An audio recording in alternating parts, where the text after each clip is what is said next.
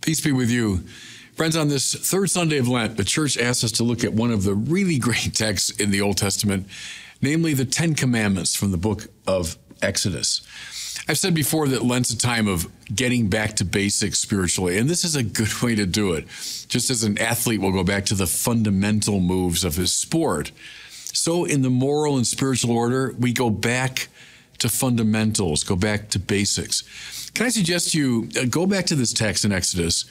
If you don't have the Ten Commandments clearly in mind, commit them to memory. They're a wonderful way to examine your conscience as you prepare for confession. Even at the end of the day, to go through the Ten Commandments, say, well, how did I do in regard to these basics of the spiritual life? So I want to say in this brief homily something very simple about each one. We know that the Ten Commandments are divided into two tables or tablets, right? The first three dealing with our relation to God, and then the last seven dealing with our relations with each other.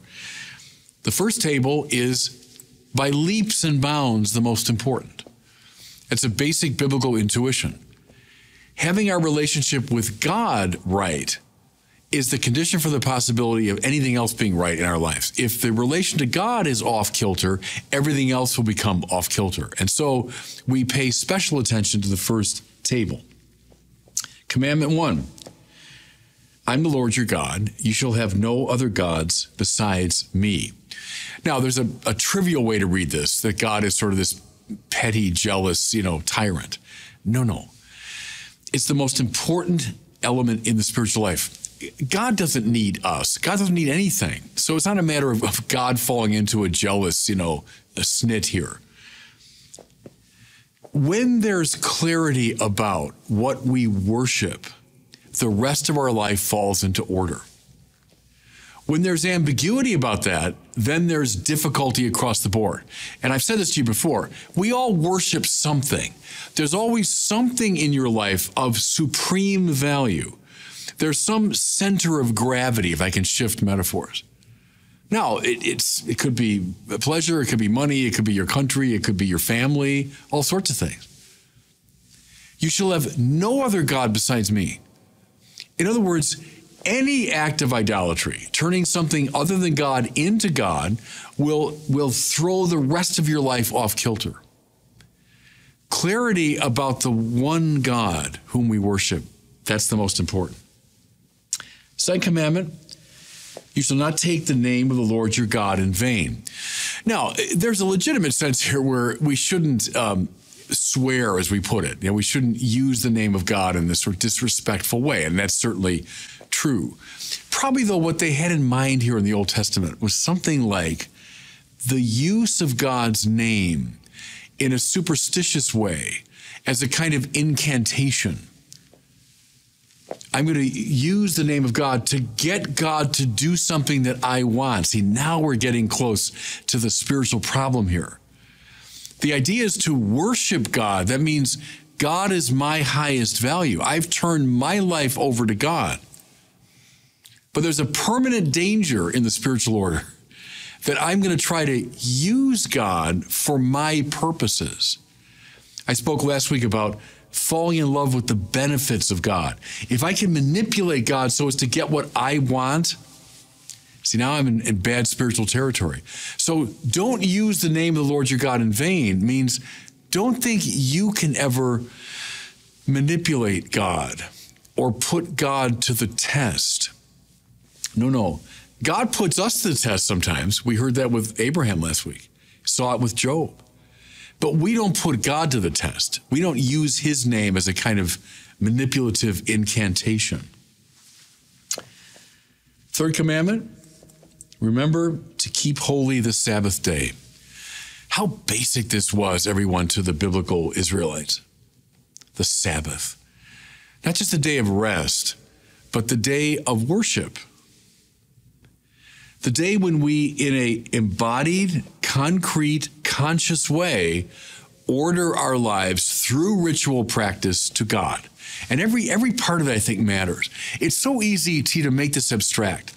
Oh, sure, I believe in God. I've got this idea of God in my mind. Well, that's not sufficient. Oh, yeah, God's the central value of my life. Yeah, but do you express that and act that out ritually. See, if we were angels, that might be enough. I just have this kind of clear notion. But we're not angels. We're embodied spirits, as we heard a couple weeks ago. Therefore, to make my worship of God real to me, it has to be expressed in this disciplined and regular and ritualized way. May I suggest, everyone, that the falling away of so many in the Western culture from keeping holy the Sabbath has wreaked havoc. That when we stop signaling to ourselves and to others that we do indeed worship God, things tend to fall apart in us. You know, the test is someone, oh yeah, I believe in God. Oh yeah, God's most important. Well, show me. Show me. What does that look like in your life? Keep holy the Sabbath day. Now, that's the first table, the first 3 commandments, having to do with our relation to God, nothing more important. Now, the second table, the remaining 7, having to do with our relation to each other. Now, why? Well, if you're in touch with God who is love, that love is going to surge through you into the world. That's the way it works. The more you're connected to God, the more that love will flow through you into the world. So, 4th commandment, honor your father and your mother. Well, yes, your literal father and mother. But most of the commentators say this means something like reverence and honor and love your family. You know, if you claim to be a person of God, which means a person of love, but you can't love your own family, something is really off in you. If you can't love those who are nearest and dearest to you, well, then how will you love anybody else? So starting at home, starting with those closest and dearest to us, of course, we should love them. 5th commandment, you shall not kill. Probably best rendered or better rendered, you shall not commit murder. Because, you know, there are exceptions. We talk about just war and self-defense and so on, where, you know, a killing might be morally justified. But you shall not murder. Now, I know most of those listening to me, I hope this is true, are not murderers. They have no intention of murdering anybody. But, you know, it's simply not the case that murder isn't a problem in our society. How about the 60 million abortions since Roe v. Wade was passed? How about the almost casual murders taking place on the streets of our major cities? How about euthanasia laws, et cetera, et cetera? There is a growing indifference to life in our society. John Paul II named it the culture of death. And so we need to be alive to this problem of an indifference to the dignity of human life. You shall not kill. 6th commandment, you shall not commit adultery. Now, I know everyone and his brother thinks the church is obsessed with sex and all that. Well, notice, we don't get to sexual matters till the 6th commandment. So if it was, you know, commandment number 1, but look, does anybody doubt that adultery, that the breaking of the marriage vow, being unfaithful to your spouse, is a source of enormous mischief? And I mean inside the people involved and to those around them. You have to be blind not to see the deleterious effects of infidelity and the breakdown of marriage and the family and all of that. Don't tell anyone who's been involved in pastoral ministry that this is a minor problem. Well, the biblical authors knew that very well. And if the family is the building block of the society, then our whole society suffers from adultery. So stop it, the Bible says. 7th, you shall not steal. I've talked to people, it's never happened to me, thank God, but whose homes have been ransacked. They come home and they realize a thief has been there. When something's stolen from you, there's something that's uniquely awful about that experience. When something's taken from you, it's such an aggressive, violent, invasive move. It's one of the, in that sense, least loving things you can do. If to love is to will the good of the other, stealing is taking good from somebody. That's why it's such a violation of love. Now, there is that kind of direct stealing, someone breaking in and, you know, committing a burglary. But we know, fellow sinners, there's a lot of ways we steal things from people. A lot of ways we rob them of good things, whether it's their reputation, you know. Watch how we enhance life or take life from people? Do we breathe life into a room, or do we suck life out of a room? That's a form of stealing, it seems to me. 8, I think, is very important today. You shall not bear false witness against your neighbor. Calumny, we call this. A willful lie about someone whose purpose is to harm. Why do we do it? Well, it makes us feel better, makes us feel more exalted. I can drag you down, I seem higher. Where's this flourishing? We all know, online, right? The social media culture has caused this to flourish, to bear false witness against our neighbors, to say all kinds of lying and calumnious things.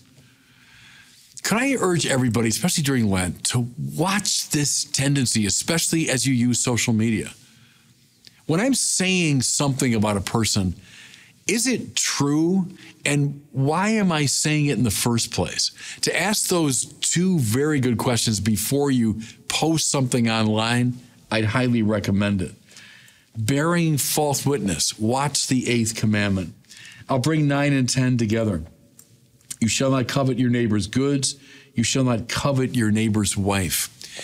It's very interesting, that word covet. I've talked to you before about René Girard, the great philosopher.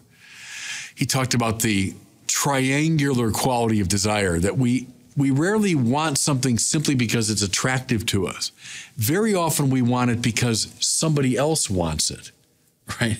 So why is that object so appealing to me? Well, because that person wants it, and their desire of it awakens in me a desire for it. Watch this. Most of advertising is based on that principle. How come I want certain things? Well, I discover some famous person wants them. Watch 2 kids playing together.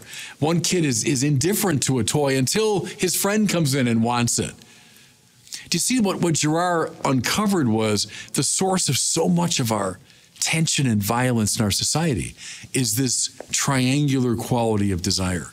Well, the Bible knew about it a long time before René Girard. See, don't covet your neighbor's wife and don't covet your neighbor's goods. I mean, desire something for yourself, that's fine. But stop getting into these mimetic, triangular conflicts. Watch how we desire. I like that the old word covet is good there because it sort of signals something fresh in our minds. Watch how you covet things. Why do you want the things you want? Is it because someone else desires them? If so, we're on a short route to conflict and chaos. Okay, that's a quick little tour in about 13 minutes through the 10 Commandments. Could I urge you, Lent's a great time for it. Go back to the book of Exodus, find this text, walk through these 10 Commandments, memorize them if you can. Use them next time you go to confession. If you're going to confession during Lent, which you all should do, use the 10 Commandments as a way of examining your conscience. And God bless you.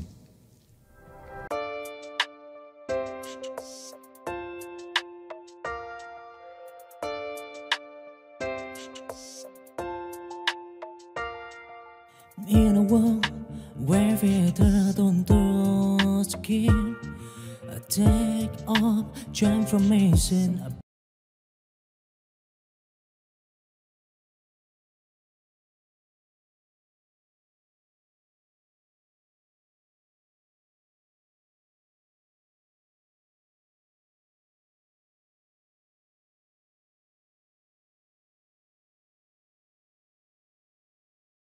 Walk red brown, dancing with the wind, with freedom light, freedom rain on the human sky.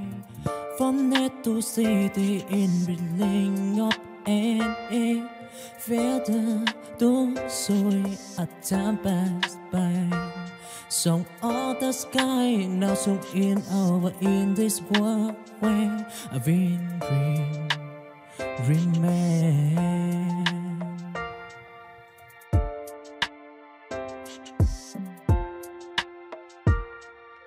in a world where we don't do skin, a take of transformation about to begin.